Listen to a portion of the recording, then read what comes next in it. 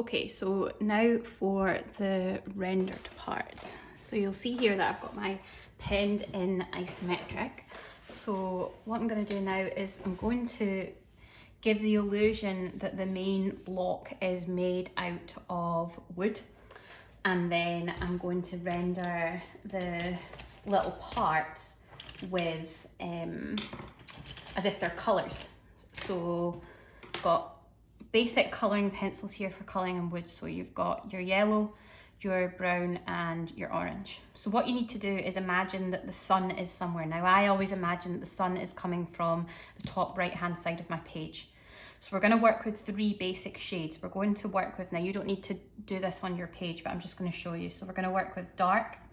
So that's where you press the most amount of pressure. We're going to work with medium. So you're applying a medium amount of pressure, and then we're going to work with light.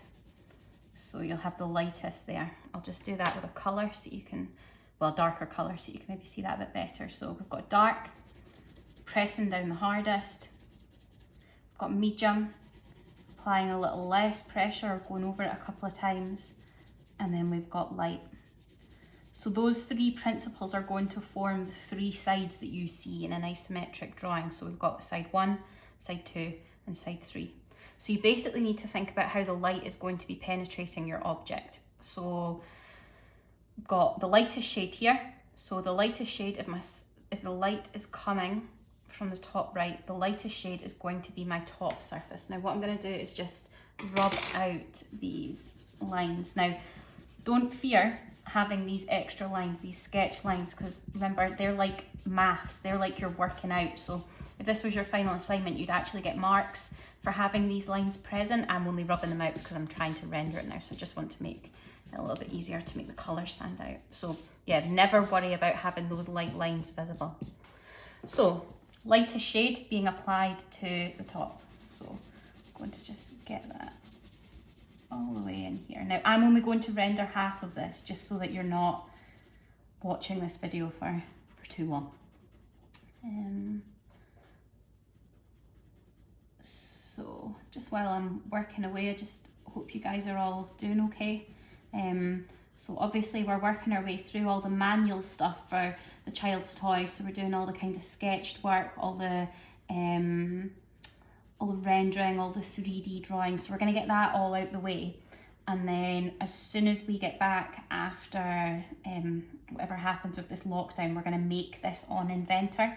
So you'll basically have all of the work done, good to go and ready to just start producing it on the computer. So we're going to do this rendered isometric this week. Next week we're going to do a model plan. So a model plan is where you basically plan out how you would model your product in Inventor. So I'll go over that next week. So that's when we've got my lightest shade there. Sun's coming from here, remember? So this is going to be medium.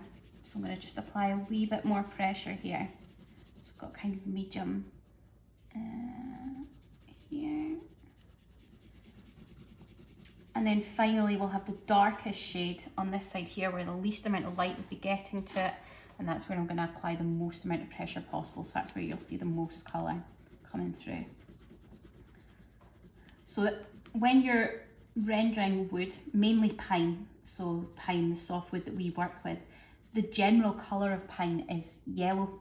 It's the colour that you kind of see comes through the most. So that's why we're working with this base yellow colour. So that's me got the basis there. All right, I've got my yellow.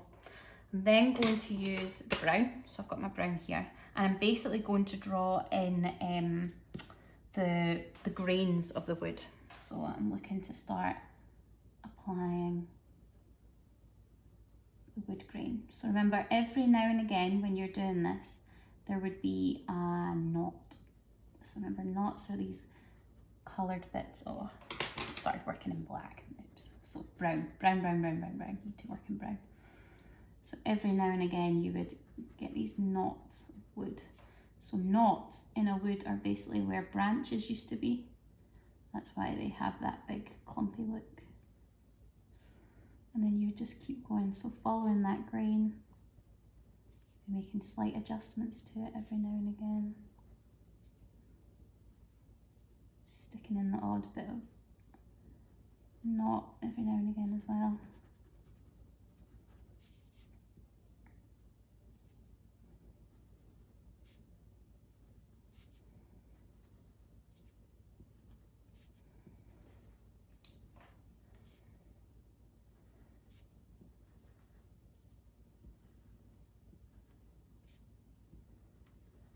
I'm sure some of you who had me in second year will remember doing this kind of rendering from your speakers.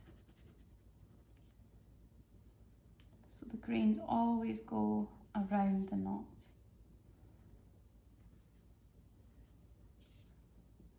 Keep going.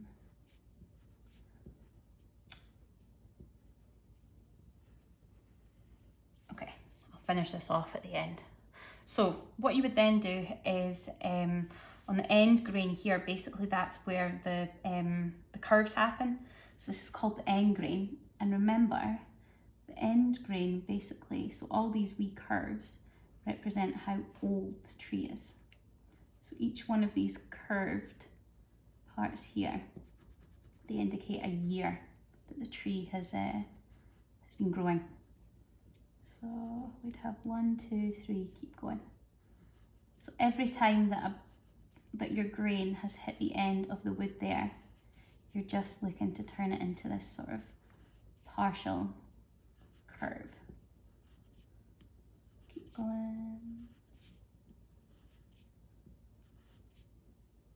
The last one, and then you would just keep going. And then where each one of these curves here is hitting the corner, that then just becomes a grain. So you just take that along.